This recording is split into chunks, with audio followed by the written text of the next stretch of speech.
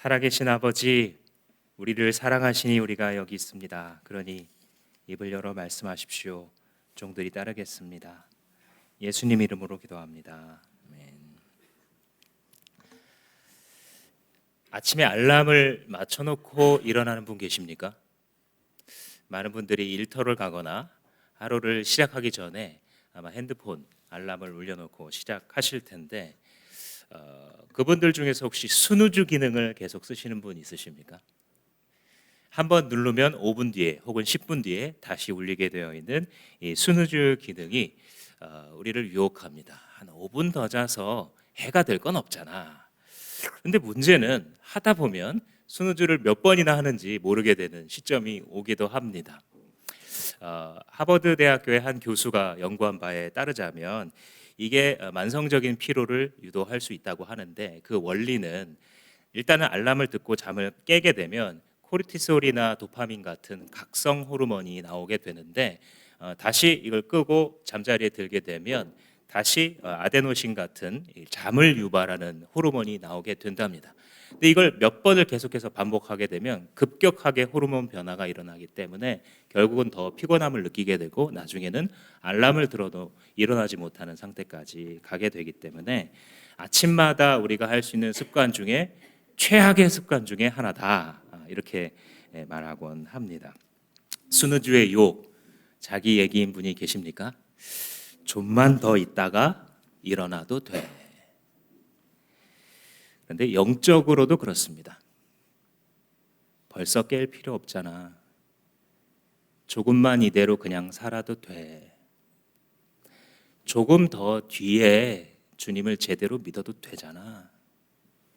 나중에 기회가 되면 그때 가서 주님께로 돌아가면 되지. 너무 그렇게 심각하게 종교적으로 생각하지 마. 이런 영적인 스누즈 현상이 우리에게도 있음을 성경은 가르쳐 주고 있습니다. 그래서 오늘 읽은 이 로마서 본문에서는 주님께서 이렇게 말씀하신다고 믿어집니다. 얘야, 이제 깰 때가 됐다.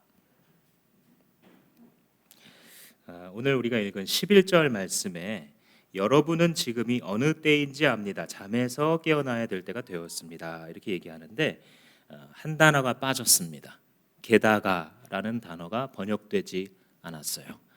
왜냐하면 이 접속사가 없어도 문맥상 큰 문제는 없기 때문인데 원문에는 있습니다. 그래서 이전 개역 개정 성경에는 또한 이런 말을 집어넣고 대부분의 영어 성경에서는 besides this 이렇게, 그러니까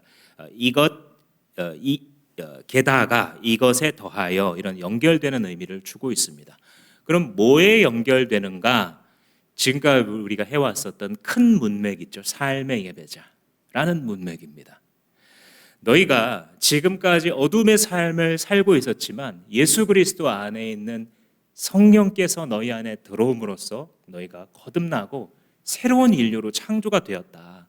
그런데 하나님께서 허락하신 그 해방과 자유를 자기 정욕과 욕심을 위해서 사용하지 말고 하나님을 기쁘시게 하는 대로 사용하는 삶의 예배자가 되어라 라고 하는 게 지금 우리가 이 로마서를 묵상하고 있는 큰 문맥이죠. 그래서 삶의 예배자라고 하는 커다란 우산 아래서 우리가 노동을 어떻게 봐야 할지, 관계를 어떻게 봐야 할지 이런 것들을 적용해오고 있는 중입니다. 즉 지금 여기서 말하고 있는 단순하고 여러분 모두가 이미 알아들은 주제입니다. 영적으로 잠자지 말고 일어나라. 이걸 지금 전달하는 건데, 여기서 이야기하고 있는 거는 크리스천이 되기 위해서 그런 행동을 하라라는 뜻이 아닙니다. 너희가 크리스천이기 때문에 이렇게 하는 거다라고 설명해요. 이 순서가 바뀌면 안 됩니다. 너희들이 이런 도덕적인 행동, 올바른 삶을 삶으로써 그리스도인이 된다가 아니고 너희들이 그리스도인이라면 이렇게 될 것이다. 이것이 어울린다라는 거예요. 사랑하는 여러분, 저는 여러분들이 기도 시간에 자꾸 이 말을 반복했으면 좋겠어요. 이것이 나에게 합당한가? 한번 따라해 보시겠습니까? 이것이 나에게 합당한가? 주님, 이것이 나에게 합당할까요? 뭔가가 고민되고 성령께서 마음에 찜찜함을 주심으로 역사할 때가 많습니다. 옛 습관을 고쳐주시고 새 인류의 삶답게, 예배자의 삶답게 살아가게 하시려고 성령이 뭔가를 이렇게 찌르세요. 그런데 그럴 때 우리는 어떤 습관이 있냐면 에이 전에도 했는데 뭐 하고 그냥 무시하고 갑니다. 그래서 그 결과 성령의 역사를 경험하지 못하고 신앙 연수가 흘러가는 거거든요. 근데 성령을 제쳐놓으면은 우리는 신앙이라는 걸 사실 체험하지는 못해요. 제도 속에 있을 뿐이에요. 그걸 타파해 주는 습관이 이겁니다. 마음에 찜찜함이 오는데 내가 그걸 행할 능력이 없거든. 주님 앞에 잠깐 그렇게 고백하세요. 주님, 이것이 제게 합당할까요? 크리스천들은 이렇게 하고 저렇게 하고 그것도 못해서 어떤 죄책감이 들고 그렇게 해서 변화되는 것이 아니고요. 내가 누구지? 내가 그리스도 안에서 누구였더라? 이 신분을 깨달으면 조심하게 돼요. 마치 이 의상심리학에 유니폼을 입게 되면 백화점 직원이나 승무원이나 직장인들이 이 몸가짐과 이 마음가짐, 말씨가 달라진다 그러잖아요. 마찬가지로 오늘 그리스도로 옷 입으라 이런 이제 주제가 나오고 있는데 내가 누구인지를 기억한다면 내게 이게 어울리는지 어울리지 않는 것인지 분별할 수 있게 되는 그런 의미예요. 그래서 요약하자면 삶의 예배자는 자기에게 어울리는 선의 삶을 살아가게 된다, 이 얘기를 하는 거예요. 그래서 어두움의 일을 벗어버리고 선한 일을 입으면서 빛을 입으면서 살아가라, 이렇게 얘기해 줍니다. 이게 원래 우리한테는 불가능한데 가능한 이유는 성령 때문입니다. 성령을 받으셨어요. 예수님을 진실로 고백한 분들, 예수님을 주인으로 모신 분들은 성령의 내림을 이미 받아서 성령이 떠나지 않고 우리 안에 내주하십니다. 근데 가만 계신 게 아니라 빛을 비추셔서 우리의 양심이 활성화되게 하세요. 그래서 성령의 조명하심을 받게 되면 마음속에서 옳고 그른 것이 보이기 시작합니다. 좀 전까지 보이지 않았어요. 하나님이 나에게 무엇을 기대하시는지가 깨달아지기 시작합니다. 그리고 그 깨달은 지식을 따라서 살아갈 것을 성령께서 조명하시는 거예요. 이건 너무너무나 큰 은혜예요. 그래서 여러분, 성령이 내 안에 24시간 나와 함께 계신다라는 거 모르면 너무 많은 걸 손해보고 사는 거예요. 신앙생활할 때 내가 잘 몰라도 괜찮아요. 그냥 말씀에 있으니까 믿으세요. 아, 내가 성령을 받은 사람이구나. 성경에 써 있으니까 그런 줄로 알겠지. 성령은 하나님이십니다. 여러분, 하나님을 모셨어요. 하나님께서 여러분들의 속에서 조명을 비추시고 어떻게 사는 것이 생명의 길인지 지금도 보여주고 계십니다. 그 길을 따라가시기를 축복합니다. 11절 말씀을 다시 한번 보시면 여러분은 지금이 어느 때인지 압니다라는 때라는 주제를 끌어내는데, 시간의 주인이 누구시죠? 시간의 주인은 하나님이십니다. 피조물은 시간에 매여 있죠. 근데 창조주는 시간을 창조하셨죠. 그래서 우리는 시간 아래에 있지만 주님은 시간 위에 계세요. 그래서 주님께서 때로 하시는 그 말씀을 우리가 알아들을 수 없는 것은 주님의 시간의 차원이 다르기 때문입니다. 근데 주님께서 만드신 시간 안에서 주님께서 행하시는 것을 역사라고 부르는데, 그 역사에는 두 가지 종류가 있습니다. 하나는 하나님께서 만들어내시는 시간의 역사가 있고, 다른 하나는 하나님께서 허용하시는 역사가 있습니다. 하나님께서 딱히 원하거나 그것을 주도하지는 않지만 이 세상에서 일어나는 일을 하나님 허용해 주십니다. 그런데 이 허용의 역사는 하나님이 만드시는 역사의 배경에 불과하고 하나님의 역사가 이루어지는 그 무대, 연극의 무대를 제공할 뿐입니다. 하나님이 만들어 가시는 역사, 그가 주도하시고 그가 원하시는 역사의 중심은 예수 그리스도입니다. 그래서 우리는 우리의 시간과 역사를 바라볼 때에 신자라고 한다면 예수 그리스도 중심으로 역사를 해석할 수 있어야 돼요. 예수 그리스도 중심으로 우리의 시간을 바라볼 수 있어야 합니다. 성경은 시간을 세 개로 나눕니다. 예수님이 오시기 전까지의 시간, 그것을 BC라고 세상에서도 부르죠. 예수님이 오신 이후의 시간, 그것을 우리는 AD라고 부릅니다. 그런데 하나가 더 있습니다. 예수님께서 다시 오시는 때. 예수님께서 오시는 것은 때가 다 찼기 때문이에요. 예수님이 이미 한 번 오셨고 다시 한 번 오시겠죠. 근데 처음에 오셨을 때, 초림하셨을 때 예수님의 사역 일성이 뭐였냐면 때가 찼다요. 때가 찼고 하나님 나라 가까이 왔으니 회개하고 복음을 믿어라 하고 선포하셨는데, 그 때가 찼다라고 하는 것은 이 하나님의 시간의 역사 속에서 그리스도를 보내심으로써 이 시간의 축을 돌리시는 것을 이야기합니다. 때가 됐다라는 거예요. 사람들은 이것을 알지 못하고 자기 나름대로 역사를 이제 헤아리기 시작합니다.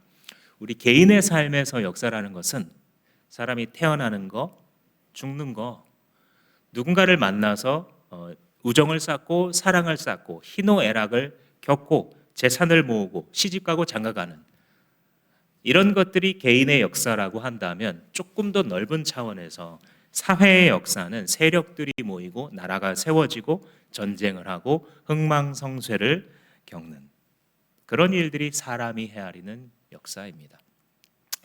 그런데 성경이 보는 역사는 하나님께서 자기의 독생자를 통해 무슨 일을 이루시는가, 이것으로 관통되어 설명됩니다. 타락한 우리들을 위해 하나님의 아들이 이 땅 가운데 내려오셔서 진리를 보여주시고 우리를 대신해서 나무에 달려 못 박혀 죽으심으로써 죄를 다 담당하셨을 뿐만 아니라 다시 살아남으로써 최후의 원수인 사망을 정복하시고 이제 승천하셔서 하나님 보좌 우편에 계시면서 우리를 위해서 간구하고 계시고, 저 원수가 그의 발등상 되도록 성부께서 만드시기까지 성자 예수 그리스도가 기다리고 계신 것, 그것이 성경이 보는 역사, 하나님께서 보시는 시간입니다. 우리는 바로 이 마지막 시기를 살아가고 있는 것입니다. 오늘 본문의 단어로 하자면, 여러분은 지금이 어느 때인지 알고 있습니다. 저 거짓 예언자들이 말하는 것처럼 2030년 몇 월 며칠에 뭐가 어떻게 이루어지니, 전 재산을 다 어떻게 해라 하는 무당 같은 때 말고, 지금 사도 바울이 얘기하는 예수 그리스도의 시간 속에서, 그의 구속 역사 속에서 너희가 지금 어느 때에 이르러 있는지 잘 알지 않느냐. 너희들 마지막 시기에 있다는 거 잘 알지. 사도 바울은 얘기해 주고 싶은 것입니다. 이러한 관점을 일컬어서, 이렇게 시간과 역사를 파악하는 관점을 일컬어서 구속사적 관점이다, 이렇게 얘기합니다. 풀어서 얘기하자면 구원의 역사, 조금 줄여서 구속사라고 부르는데, 그 관점을 가지면 유익이 있어요. 이 세상 살 때 내 인생을 파악하는 법을 배우게 됩니다. 그리고 나아가서 이 세상 너머의 삶에 대해서도 분명한 관점을 갖고 살게 됩니다. 그리고 우리가 지금 이 현재의 세상에서 살아가는 것은 바로 그 관점의 지배를 받는 거예요. 다가오고 있구나. 주님의 마지막 때가 다가오고 있고 나는 마지막 시기를 살아가고 있구나. 그래서 이 관점을 바울도 소유했겠죠. 그 관점 속에서 바울이 보니까 지금은 밤이라는 거예요. 지금은 어두움이라는 거예요. 세상 사람들은요, 이 어두움을 표현할 때 인생의 어두운 시기, 이런 말을 합니다. 여러분들에게도 있으십니까? 인생의 어두운 밤 같은 시기. 보통 어느 때를 그렇게 생각합니까? 언제가 내 인생의 밤이었다. 뭘 보고 그렇게 생각하죠? 보통 자기가 힘들었을 때. 그때 내 인생이 어두운 밤이었다, 이런 얘기를 하죠. 성경은요, 인생 전체를 어두움이다 라고 말합니다. 세상 전체를 어두움이다 라고 얘기합니다. 그 이유는 인류가 그 목적을 알지 못하는 무지한 상태 속에서 살고 있기 때문에, 무지하게 살아가고 있기 때문에 간혹 가다가 어려움을 당하면 죽음의 기운을 느끼면서 어두운 밤이다 라고 말하지만, 결국은 한평생을 그 무지의 어둠 속에서 간혹 죽음의 기운을 느끼면서 살아가다가 마지막 죽게 될 때 모든 것이 붕괴되는 느낌을 받게 되고 결국 그 죽음이라는 것이 마지막 어둠이 되는 것이죠. 그런데 만약 그 사람들이 다가올 심판에 대해서 알게 된다면 단 1초라도 지금과 같은 방식으로 살고 싶지 않을 것입니다. 그들은 영혼에 대해서도 무지하고 죽음 너머에 있는 것에 대해서도 무지하며 하나님의 심판에 대해서도 무지하기 때문에 어둠의 인생을 계속 지속하는 것입니다. 우리가 지금까지 이야기한 것이 이 세대가 어두움 가운데 목표하는 것은 육신이다라는 것을 살펴보았습니다. 이 세상의 옷, 육신의 옷을 추구하고 있습니다. 다음으로 삶의 예배자는 빛으로 부름받았다 이런 얘기를 합니다. 보시면 빛의 갑옷을 입읍시다 이런 말이 나오죠. 이게 이제 하나님 자녀들의 정체성인데 하나님 자녀들은 자기 자신을 외지인으로 파악합니다. 나그네라고 파악해요. 그 이유는 뭐냐면 자기들의 본향이 하늘에 있어요. 자기들의 시민권이 하늘에 있습니다. 이 세상에서 살지만 거쳐가는 곳이라는 파악을 하게 돼요. 성령이 조명하시게 되면 원래 이 세상이 전부였고 이 인생이 자기의 모든 것이어서 거기서 한번 희망이 꺾이거나 누구한테 억압을 당하게 되면 살 재미를 잃어버리게 됐죠. 이 세상이 전부라서. 그런데 성령 안에 거듭난 사람들은 성령이 조명하시기 때문에 이것은 나그네의 시기다라는 것을 분명하게 알게 돼요. 그래서 내가 세상에 속하지 않았구나 라고 하는 생각에 그 마음속에서 여유와 평강이 찾아오게 되죠. 그리고 이제 이 세상을 바라볼 때는 성경이 뭘 얘기해 주냐면 우리가 전쟁을 벌이고 있는 중이다라는 얘기를 해요. 성경의 모든 서신서에 다 나타납니다. 군사의 이미지. 오늘날 잘 강단에서 선포가 되지 않는 주제이지만 그리스도인들은 그리스도의 군병입니다. 끊임없이 전쟁하고 있어요. 이 전쟁은 쉬지 않습니다. 주님 나라 완성할 때까지 내 손에 든 검을 꽂지 말아라 이렇게 부르짖죠.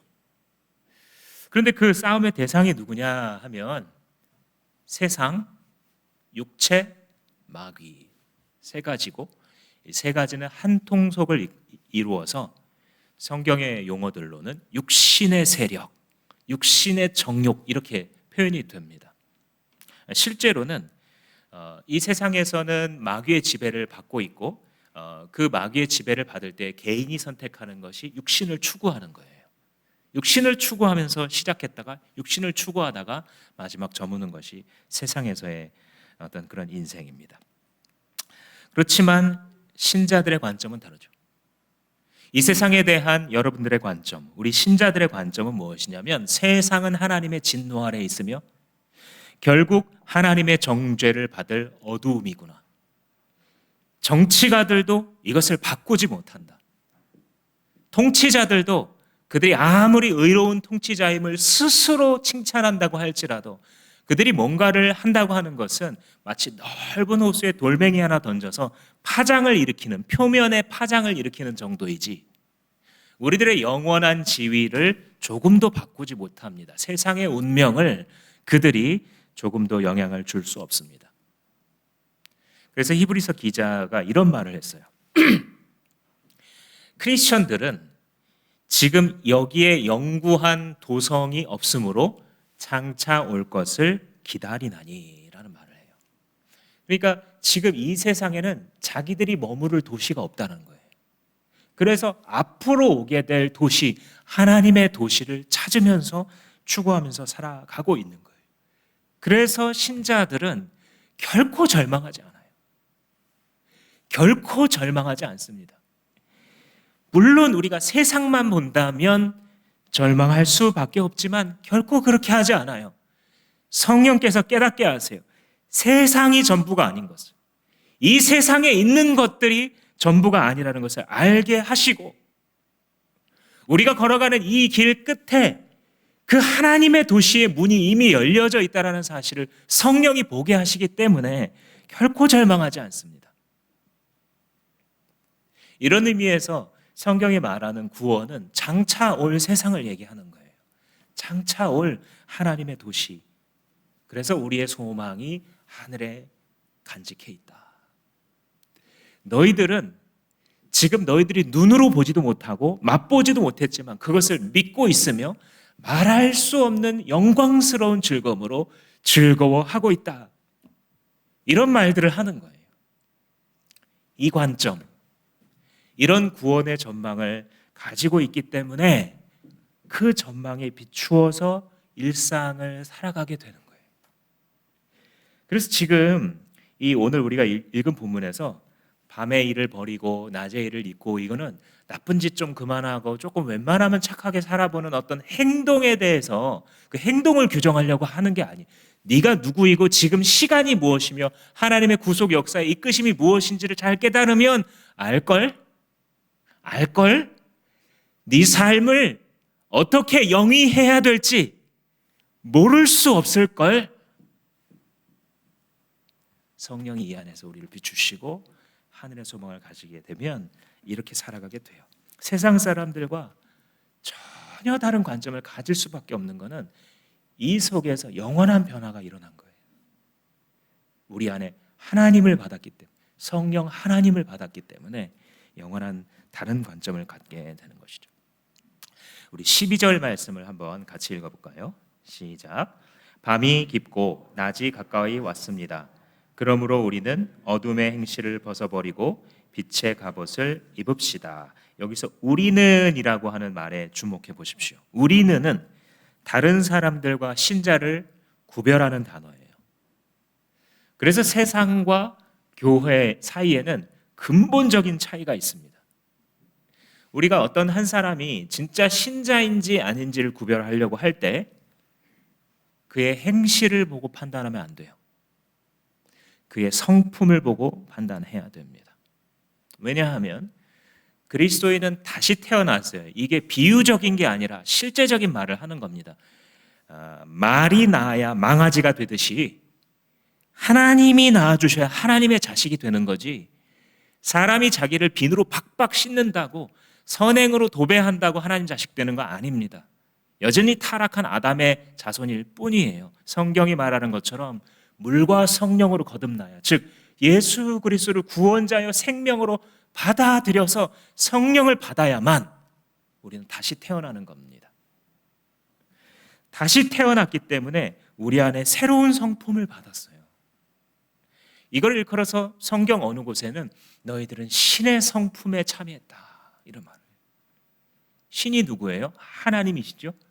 하나님의 성품에 참여했기 때문에 거듭난 사람은, 그리스도인은 신의 성품이 나타나야 돼요.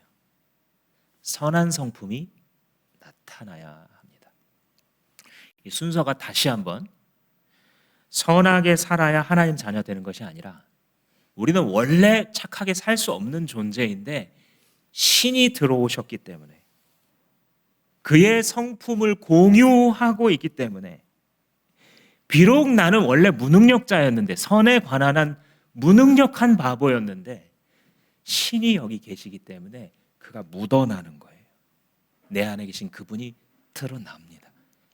사람에 따라 시간 차이가 좀 있고, 어떤 분들은 이 안에 성령 받았다라는 게 나타나는데 시간이 조금 오래 걸립니다. 왜냐하면 옛 습관을 포기하지 않기 때문에.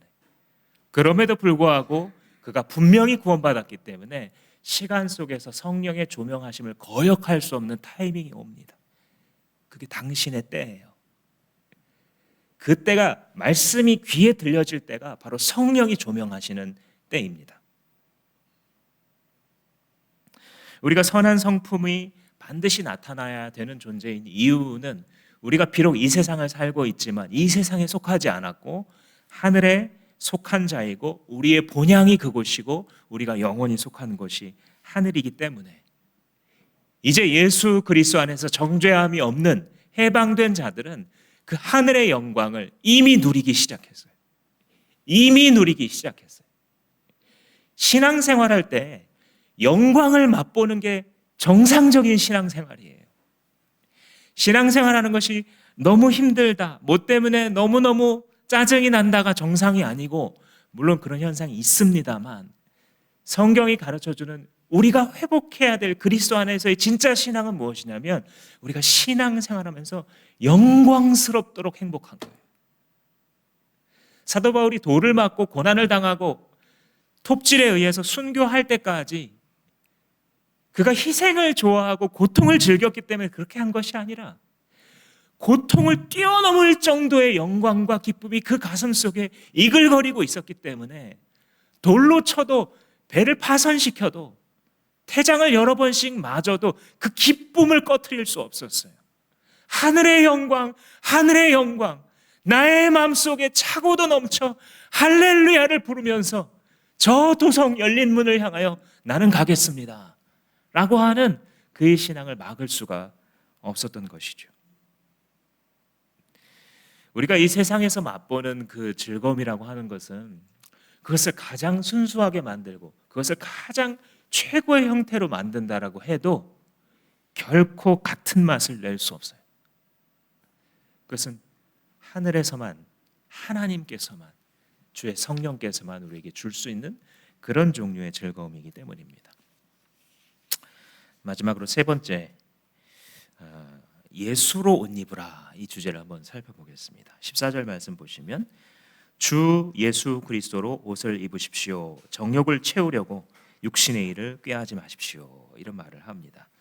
예수로 옷 입는다라고 하는 것은 그냥 한번 뭔가를 맛보고 지나가는 게 아니라 계속 내게 있는 상태를 얘기하겠죠. 그렇죠? 그리스도의 지배, 그의 영광 안에서 느끼는 그 기쁨이 아예 나의 삶의 일부요, 습관을 넘어서 자기 인격이 되어 있는 상태를 말합니다. 근데 이런 건 왜 그런 거냐면, 예수님의 십자가의 목적이 뭔지 아세요, 여러분? 예수님의 십자가의 최종 목적은 죄 씻음이 아니에요. 그것도 하나의 성취이긴 합니다만, 예수님의 십자가의 최종 목적은 우리를 선한 백성 만드시는 거예요. 선한 삶을 살게 만드시는 거예요. 베드로전서 2장 24절에 보면, 그가 친히 나무에 달려 의인으로서 죄인을 대신하셨으니 이는 우리로 하여금 죄에 대하여 죽고 의에 대하여 살게 하려 하심이라. 줄이면 그가 죽으신 것은 의에 대해서 살게 하려고, 그죠? 의인으로서 살아가게 하시려고 십자가 지셨구나. 다른 성경에 보면 디도서 2장에 그가 우리를 대신하여 자기를 주신 것은 우리를 깨끗게 하셔서 선한 일에 열심내는 친백성 만드시려고 그렇게 하셨다. 선한 일에 열심내는 그의 친백성 만드시려고 자기 자신을 내어주셨다. 무엇입니까? 의인으로서 살아가게, 사랑과 선의 원리로 살아가게 만드는, 에덴 동산에서 하나님께서 원래 의도하셨던 하나님을 삶으로 예배하는 그 예배자들의 사회를 만드시는 것이 예수의 십자가의 최종 목적인 것입니다. 그러므로 우리는 그에 어울리는 삶을 살아야 되는 거예요. 그에 합당한 것을 목표 삼고 살아가다 보면 점점 우리가 그것을 닮아가게 됩니다.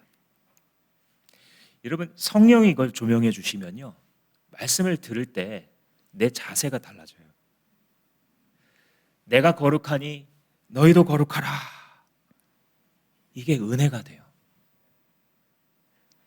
그가 빛이시기 때문에 그 자녀들은 어둠과 섞일 수 없다. 이게 죄책감이 아니라 은혜와 도전으로 다가오는 것입니다. 우리가 도덕적인, 지금 밤의 일을 버리고 낮의 일을 입으면서 살아가라라는 이 말씀을 들을 때 다시 한번 강조하기를, 도덕을 지키기 위해서 살라는 것이 아닙니다. 윤리적 수준을 높이라고 지금 이 말씀을 하는 게 아니에요. 우리는 원래 그 일을 이룰 수 없는데, 그 모든 도덕의 요구를 완성하신 예수 그리스도의 의로움이 이제 우리 안에 계신 성령 때문에 묻어나오는 거예요.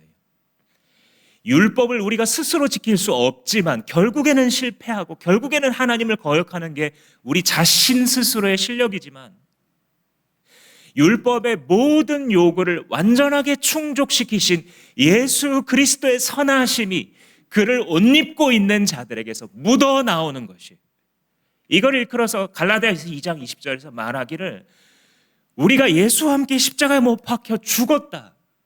그런데 우리가 다시 산다고 하는 것은 이건 이제 내가 사는 것이 아니라 그리스도께서 내 안에 사시는 것이라, 그리스도를 믿는 믿음으로 내가 안에 사는 것이다 라고 하는 이 말씀이 비밀이에요. 이 말씀이 깨달아지는 과정을 일컬어 우리는 신앙생활이라고 부릅니다. 예수 그리스도의 의로우심이 나 같은 거렁뱅이 같은, 윤리와 도덕과 선악기로 따지자면 파산에 이른 나를, 내 안에 그분이 들어오셨을 때에 그분의 아름다움과 의가 드러나 내 옆에 보는 사람들이 당신 안에 의와 사랑이 있도다 깨닫게 될 수밖에 없는, 선한 일에 열심내는 친백성, 그것은 예수로 말미암은 것입니다. 자다가 깰 때가 되었다, 이런 말씀 오늘 말씀에서 하고 있는데 이거 한번 언급할 필요가 있습니다. 느슨해진 상태를 말하는 거예요. 자다가 깰 때가 되었다. 그리스도인들이요, 스스로를 일깨워야 된다는 사실을 기억하십시오. 무기력한 상태에 있을 때에 거기서 벗어나기 위해서 힘을 내야 돼요. 여러분 가끔 무능력의 교리를 여러분들에게 가르칠 때에 그래, 우리 인간은 하나님의 법을 행하기에 무능력해 라고 하는 것을 가지고 스스로 해야 될 일조차도 게으르게 다른 곳에 넘겨주면 안 됩니다. 우리의 무능력은 어디에 적용하는 거냐면 우리 스스로 하나님 앞에 의롭고 깨끗한 존재가 될 수 없다는 거예요. 예수의 피가 아니면, 성령의 역사와 하나님의 무조건적인 은혜가 아니면 내가 하나님의 백성이 될 수 없는 그런 무능력이에요. 그런데 여기서 말하는 스스로 깨어 일어나라 라고 하는 것은 무엇이냐면 하나님이 너한테 이미 그 능력을 주셨는데 그 능력을 지금 사용할지 아니면 지금도 주머니 속에 넣어놓고 게으르게 있을지는 네 선택이다라는 거예요. 이 면에서 보면 믿음은 항상 결단이거든요. 옆에서 알람이 울립니다. 일어나 진명아, 8시야, 학교 가야지. 이 말을 듣고도 들렸는데도 안 일어날 수 있어요. 왜 그렇습니까? 그게 내 선택이거든요. 그 말을 듣고 들으면서 그래 일어나야지 하고 상체를 일으키면서 침대에서 일어나는 것은 내가 해야 되는 거예요. 옆에서 나를 붙잡아서 일으킬 수 있는 것이 아니라 그 음성이 들려지면 이미 모든 은혜는 다 임한 거예요. 저 말이 맞구나. 지금 저게 성경적인 말이 맞네. 저게 하나님의 뜻이 맞네라고 깨달아지면 들을 소리를 다 들으신 거고, 그때 사도 바울이 말하는 것처럼 일어나야 되는 거예요. 그건 당신한테 달려 있어요. 결단은 신자의 것이에요. 우리가 심지어 예수 그리스도를 믿는 그 순간조차도 그 결단을 우리 입술로 하기 원하셨어요. 우리가 성화의 삶을 살아가는 것도 우리가 이전보다 더 예수 그리스도가 묻어나오는 삶의 길로 걸어가는 한 계단마다 결단해야 돼. 하나님, 이것이 나한테 어울리지 않는 것 같습니다. 로마서 말씀을 묵상해 보니까 내가 오랫동안 나의 습관과 나의 일부로 있었지만 주님 어울리지 않네요. 주님 잠자는 데서 깨어 일어나게 해 주십시오 라고 스스로에게 말해 주십시오. 그렇게 기도 시간에 스스로를 깨우세요. 하나님 말씀을 스스로에게 선포하세요. 자신을 향해 소리쳐야 됩니다. 왜냐하면 그럴 수 있는 힘이 주어졌기 때문에. 질문의 형태로 바꿔보자면 이런 질문을 자주 하세요. 스스로 기도 시간에나 혹은 생각을 할 때에 나는 복음의 가르침을 따라 사는가? 복음, 아무 자격도 공로도 없는 난파한 인생 같은 나에게 하나님의 아들 예수 그리스도가 먼저 찾아오셔서 죄인을 의인이라 부르시고 주님을 믿었다는 것 하나만으로 자격 없는 자에게 하나님 나라 천국을 약속하시는 그 큰 은혜를 받은 사람이라고 하는 그 가르침에 맞게 살아가고 있는가 아닌가? 또 내가 쓰는 시간을 쓰는 방식이 복음의 지배를 받고 있는가? 이런 질문들입니다. 교회 안에서 그저 관습처럼 움직이고 있는 그 자리에만 머무르지 마시고 적극적으로 예수 안에 참여하십시오. 그게 옷 입으라는 거예요. 예수의 군병임을 드러내는 주도적인 결단을 스스로 하라고 주님께서 부르고 계십니다. 예를 들자면 여러분 성경 읽으세요. 여러분들의 복입니다. 우리 교회는 학습 세례를 받을 때 성경을 일독하도록 이렇게 권하고 있죠. 근데 그거는 이제 세례라는 걸 받아야 되기 때문에 성경을 한번 읽고 그다음에 알아서 살아라가 아니고 앞으로 이렇게 사셔야 된다라는 것을 말하는 겁니다. 여러분들의 인생을 사시는 동안 1년에 성경을 일독하도록 사모하십시오. 노력하십시오. 2년에 한 번 성경을 읽어도 잘 하는 겁니다. 1년에 한 번 성경을 읽어간다고 한다면 여러분들 반드시 하나님의 성령에 사로잡히게 될 것입니다. 그리고 영적인 사람들의 전기를 읽으십시오.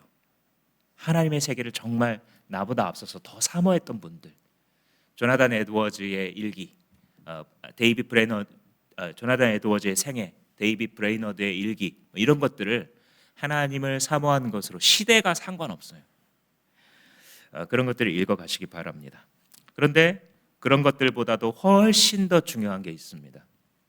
그것은 강단에서 선포되는 말씀을 하나님이 나에게 주시는 메시지로 받아들여서 내일의 내 생활에 적용하는 거예요.